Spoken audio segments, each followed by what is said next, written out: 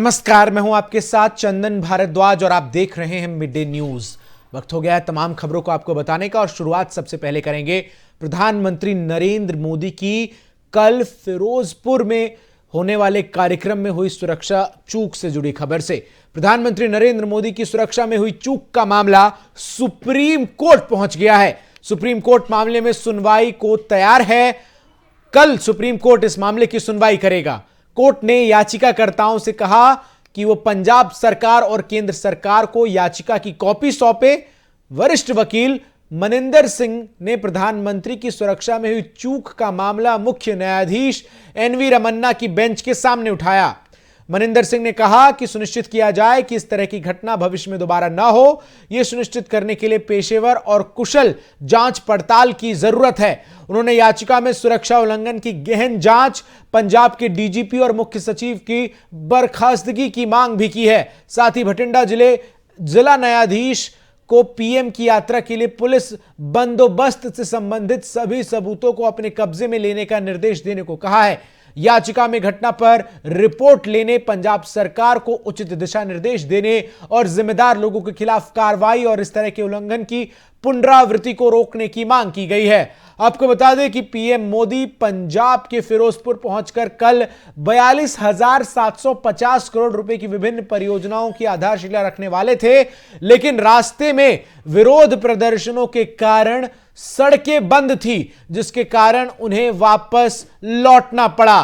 तो बड़ी जानकारी इस वक्त की कि प्रधानमंत्री नरेंद्र मोदी की सुरक्षा में हुई चूक का मामला अब देश की सबसे बड़ी अदालत में पहुंच चुका है। मुख्य न्यायाधीश एनवी रमन्ना कल इस मामले पर सुनवाई करेंगे। वहीं याचिकाकर्ता ने इस पूरे मामले को लेकर पंजाब सरकार के डीजीपी और चीफ सेक्रेटरी की बर्खास्तगी की मांग करते हुए तमाम जो इस घटना से जुड़े सबूत हैं उसे भटिंडा न्यायालय के मुख्य न्यायाधीश के तुरंत संज्ञान में लेने का भी आदेश देने की बात कही है। इससे पहले आपको बता दें कि प्रधानमंत्री नरेंद्र मोदी की सुरक्षा में चूक को लेकर पंजाब सरकार ने भी आज सुबह एक एसआईटी बनाने का ऐलान किया था। इस एसआईटी में 2 वरिष्ठ न्यायाधीशों के अलावा पूर्व न्यायाधीशों के अलावा जो है गृह सचिव के भी अधिकारी जो हैं रैंक के वो रहेंगे। तो बड़ी जानकारी इस वक्त की हम आपको देते हुए कि अब प्रधानमंत्री नरेंद्र मोदी की सुरक्षा की चूक का मामला सुप्रीम कोर्ट पहुंच चुका है, जिस पर कल सुनवाई होनी है। जैसे कि बीते कल पंजाब में पीएम मोदी की सुरक्षा के साथ बहुत बड़ा खिलवाड़ हुआ, अब इस मामले में एक बड़ा खुलासा हुआ है। भारतीय किसान संघ के नेता सुरजीत सिंह फूल ने कबूल किया है कि पीएम मोदी का रास्ता रोकने वाले भारतीय किसान संघ के ही कार्यकर्ता थे। उन्होंने कहा कि पंजाब पुलिस ने बताया था कि प्रधानमंत्री सड़क के रास्ते आ रहे हैं। वहीं इस मामले में अब पंजाब की चरणजीत सिंह चन्नी सरकार एक्शन में है। इस मामले की जांच के लिए पंजाब सरकार ने हाई लेवल कमेटी बनाने का फैसला किया है। यह कमेटी 3 दिन में अपनी रिपोर्ट पेश करेगी। आपको बता दें कि एसपीजी, केंद्रीय खुफिया एजेंसियों और पीएम जिस राज्य में गए वहां के स्थानीय पुलिस प्रशासन तीनों के साथ मिलकर प्रधानमंत्री का रूट तय करते हैं। यह कलेक्टिव डिसीजन होता है और अंतिम निर्णय एसपीजी लेती है।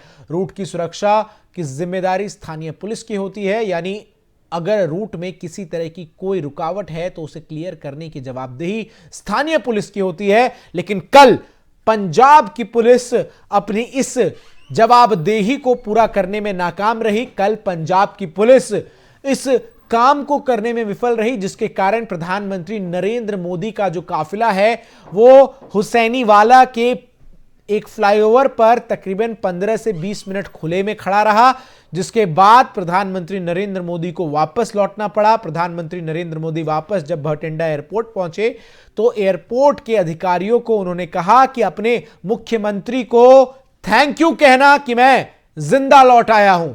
तो प्रधानमंत्री नरेंद्र मोदी के सुरक्षा काफिले में हुई चूक को लेकर सियासत भी होती हुई नजर आ रही है। एक तरफ बीजेपी जहां इसे देश के प्रधानमंत्री की जान पर खतरे को सीधा सीधा कांग्रेस के लिए जिम्मेदार ठहरा रहे हैं, तो वहीं दूसरी तरफ कांग्रेस की तरफ से पंजाब के मुख्यमंत्री चरणजीत सिंह चन्नी ने कहा कि सड़क मार्ग से आने का कोई तय कार्यक्रम नहीं था, इस बारे में जानकारी नहीं थी और अगर सुरक्षा में कोई चूक हुई है तो उसकी जांच की जाएगी और इसीलिए जो कमेटी है उसका गठन किया गया है।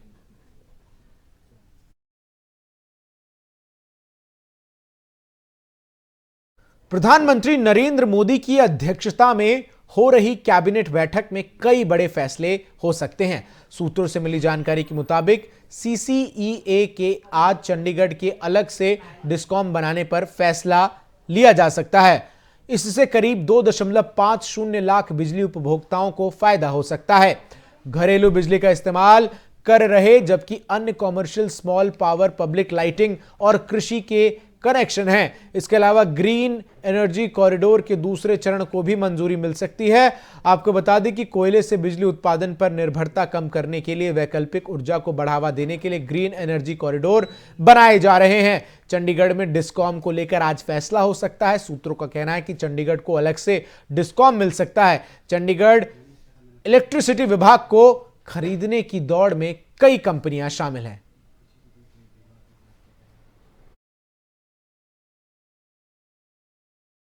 देश में एक और कोरोना के मामले फिर से तेजी से बढ़ते जा रहे हैं तो दूसरी ओर 5 राज्यों में होने वाले विधानसभा चुनाव को लेकर रैली और जनसभाओं का दौर जारी है, जिसमें भारी भीड़ जुट रही है। ऐसे में आगामी चुनावों को लेकर मामला अब सुप्रीम कोर्ट में पहुंच गया है। याचिका में चुनावी राज्यों में होने वाली रैलियों और सभाओं पर रोक लगाने की गुहार की गई है। वकील चंदन कुमार ने सुप्रीम कोर्ट में जनहित याचिका दाखिल करके चुनावी राज्यों में हो रही राजनीतिक रैलियों और जनसभाओं पर रोक लगाने की मांग की है। कोर्ट में अर्जी दाखिल कर चुनाव आयोग को भी यह निर्देश देने की मांग की गई है कि चुनाव आयोग सभी रैलियों को वर्चुअल तौर पर संबोधित करने का आदेश जारी करे।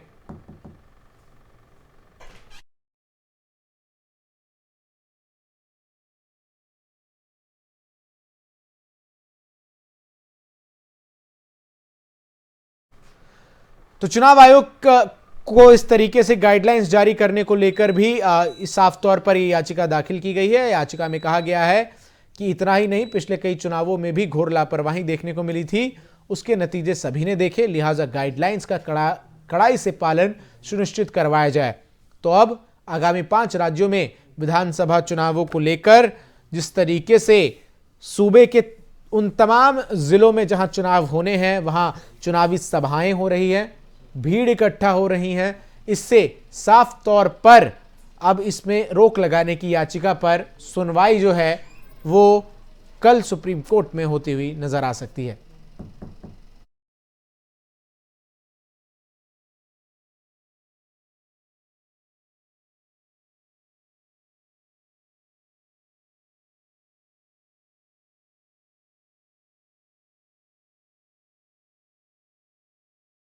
केंद्रीय स्वास्थ्य सचिव राजेश भूषण निर्वाचन आयोग के उन 5 राज्यों में कोविड-19 की ताजा स्थिति के बारे में बताएंगे जहां जल्द ही विधानसभा चुनाव होने हैं। केंद्रीय स्वास्थ्य सचिव जो हैं वो निर्वाचन आयोग के दफ्तर भी पहुंच चुके हैं। सूत्र के मुताबिक ये दूसरी बार होगा जब भूषण देश में और विशेष रूप से उत्तर प्रदेश, उत्तराखंड, गोवा, पंजाब और मणिपुर में कोविड-19 की स्थिति पर निर्वाचन आयोग के शीर्ष अधिकारियों को जानकारी देंगे। इससे पहले केंद्रीय स्वास्थ्य सचिव ने 27 दिसंबर को निर्वाचन आयोग को जानकारी दी थी। चर्चा के दौरान निर्वाचन आयोग ने सरकार से चुनाव वाले राज्यों में टीकाकरण कार्यक्रम को तेज करने के लिए कहा था। निर्वाचन आयोग अगले कुछ दिनों में 5 राज्यों उत्तर प्रदेश, उत्तराखंड, गोवा, पंजाब और मणिपुर में चुनाव की तारीखों की घोषणा कर सकता है। रुक अगली खबर का करते हैं। गुजरात के सूरत में जहरीली गैस लीक होने के बाद 6 मजदूरों की मौत से जुड़े मामलों में नई जानकारी सामने आई है।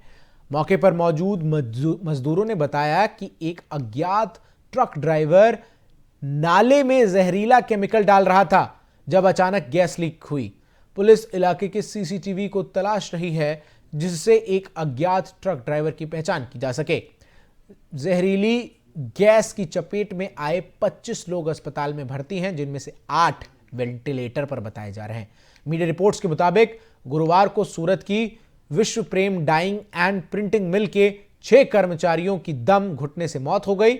सूरत के सचिन GIDC इलाके में स्थित विश्व प्रेम डाइंग एंड प्रिंटिंग मिल के पास टैंकर से जहरीली गैस का रिसाव होने से मिल के 6 मजदूरों की दम घुटने से मौत हो गई, जबकि 25 से ज्यादा लोग गंभीर हालात में हैं। सभी प्रभावितों का इलाज सूरत न्यू सिविल अस्पताल में चल रहा है। घटना की सूचना मिलते ही दमकल विभाग मौके पर पहुंच गया। मिली जानकारी के अनुसार GIEDC में राजमल चिकड़ी प्लॉट नंबर 362 के बाहर 10 मीटर की दूरी पर खड़े केमिकल ट्रक से कुछ ही दूरी पर मजदूर सो रहे थे, जो इस जहरीली रसायन से प्रभावित हुए हैं। फिलहाल घटना का शिकार हुए 25 से अधिक लोगों का इलाज चल रहा है। खबर यह है कि यह हादसा उस दौरान हुआ जब टैंकर से केमिकल फेंके जा रहे थे। फिलहाल 8 लोग वेंटिलेटर पर हैं।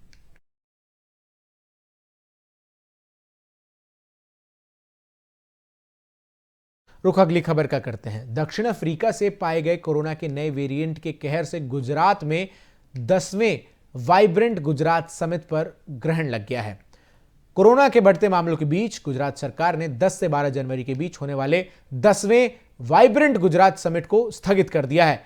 अगले सप्ताह शुरू होने वाले 10वें वाइब्रेंट गुजरात वैश्विक सम्मेलन के सिलसिले में निवेश के 135 MOU पर साइन किया गया था। जिन MOU पर हस्ताक्षर किए गए उनमें देश की पहली लिथियम रिफाइनरी की स्थापना और नैनो उपग्रहों के लिए शोध केंद्र का गठन भी शामिल था। इसके अलावा शोध एवं प्रशिक्षण उद्देश्यों के लिए शैक्षणिक संस्थानों ने भी कुछ MOU किए थे। आपको बता दें कि गुजरात वाइब्रेंट समिट की शुरुआत प्रधानमंत्री नरेंद्र मोदी ने गुजरात में CM रहते हुए की थी, जिसका मकसद गुजरात में ज्यादा से ज्यादा निवेशकों को आकर्षित करना था। लेकिन अब कोरोना संक्रमण के कारण इस के 10वें संस्करण को फिलहाल स्थगित कर दिया गया है। संस्करण स्थगित हो गया है और अगला संस्करण यानी यही 10वां संस्करण कब होगा इसके बारे में जानकारी अभी नहीं दी गई है। गौरतलब है कि गुजरात में कोरोना संक्रमण के मामलों में रिकॉर्ड वृद्धि देखने को मिली है, जिसके बाद ये निर्णय लिया गया है। अमेरिका के फिलाडेल्फिया में 2 मंजिल मकान में लगी आग में 8 बच्चे समेत 12 लोगों की मौत हो गई। दमकल अधिकारियों ने यह जानकारी दी है। अधिकारियों ने बताया कि 2 लोगों को अस्पताल भेजा गया है और अन्य पीड़ितों की तलाश की जा रही है। अधिकारियों ने घटना में और अधिक लोगों के मारे जाने की आशंका जताई है। इस मकान में 26 लोग रहते थे। दमकल अधिकारियों ने बताया कि ऐसा प्रतीत होता है कि मकान में आग लगने की सूचना देने वाला अलार्म काम नहीं कर रहा था। बुधवार सुबह लगी आग का कारण अभी तक स्पष्ट नहीं हो पाया है, लेकिन यह शहर में हुआ अब तक का सबसे बड़ा हादसा है, जिसमें आग लगने की वजह से इतने अधिक लोगों की जान गई है। अधिकारियों ने घटना में मारे गए लोगों के नाम, उम्र की जानकारी फिलहाल नहीं दी है। आग सुबह 6:30 बजे से पहले लगी थी। कम से कम 8 लोग आग से बच निकलने में सफल रहे। परिवार के लोगों ने फेसबुक पर 2 पीड़ितों की पहचान की है। दोनों बहनें हैं, रोजिल मैक्लोडन और वर्जीनिया थॉमस। ब्रिटेन के प्रधानमंत्री बोरिस जॉनसन ने बुधवार को इस बात को खारिज करने की कोशिश की कि भारत के साथ मुक्त व्यापार समझौते के तहत भारतीयों के लिए वीजा नियमों में ढील दी जाएगी। साप्ताहिक प्रधानमंत्री के प्रश्न सत्र के दौरान जॉनसन की कंजर्वेटिव पार्टी की एक सदस्य ने मीडिया में आई उन रिपोर्टों पर प्रतिक्रिया मांगी जिसमें भारत के लिए FTA को और ज्यादा आकर्षक बनाने के लिए मद्देनजर पेशेवरों और छात्रों के लिए आसान वीजा नियम बनाने का दावा किया गया था। कंजर्वेटिव सांसद डॉक्टर एडवर्ड लेह ने जॉनसन से पूछा कि क्या भारत के साथ व्यापार समझौते को सुरक्षित करने के लिए वीजा नियंत्रण में छूट का इरादा है। इस पर जॉनसन ने कहा, हम उस आधार पर मुक्त व्यापार समझौते नहीं करते हैं। सदन में सांसद एडवर्ड का प्रश्न उन रिपोर्ट पर आधारित है जिसके अनुसार ब्रिटेन के अंतर्राष्ट्रीय व्यापार सचिव एने मैरी ट्रेवलिन के इस महीने के अंत में एफटीए वार्ता शुरू करने के लिए दिल्ली की यात्रा करने की उम्मीद है, जिसके चलते ऐसे कयास लगाए जा रहे हैं कि वह ब्रिटेन के एएफटीए के हिस्से के रूप में ऑस्ट्रेलिया के समान वीजा योजना की पेशकश कर सकती हैं। इस तरह की योजना से भारतीय युवाओं को ब्रिटेन आने और वहां 3 साल तक काम करने का मौका मिलेगा। रुक करते हैं अगली खबर का। भूख से मरते लोगों की परवाह किए बिना उत्तर कोरिया के तानाशाह किम जोंग उन ने नए साल की शुरुआत भी हथियारों के लॉन्चिंग के साथ की है, लेकिन इस बार कोई मामूली नहीं बल्कि हाइपरसोनिक मिसाइल का परीक्षण हुआ है। यह मिसाइल टेस्ट एक हाइपरसोनिक हथियार था और उसने सफलतापूर्वक अपने लक्ष्य पर निशाना साधा है। संयुक्त राष्ट्र के प्रतिबंधों के बावजूद इस देश की हथियारों के प्रति दीवानगी कम नहीं हो रही। इससे क्षेत्र में तनाव बढ़ रहा है। जापान और दक्षिण कोरिया भी उत्तर कोरिया की इन हरकतों पर नजर बनाए हुए हैं। उत्तर कोरिया का कहना है कि बुधवार को हुआ मिसाइल टेस्ट एक हाइपरसोनिक हथियार था और उसने सफलतापूर्वक अपने लक्ष्य पर निशाना साधा है। विश्लेषकों ने कहा कि उत्तर कोरिया ने साल 2017 के बाद से इंटरकॉन्टिनेंटल बैलिस्टिक मिसाइलों के जरिए हाल के वर्षों में दक्षिण कोरिया और अमेरिका की तरह मिसाइल डिफेंस पर काबू पाने में सक्षम होने के उद्देश्य से अधिक युद्धाभ्यास किया है, जिसके तहत मिसाइलों और वॉरहेड्स को विकसित कर लॉन्च किया गया है।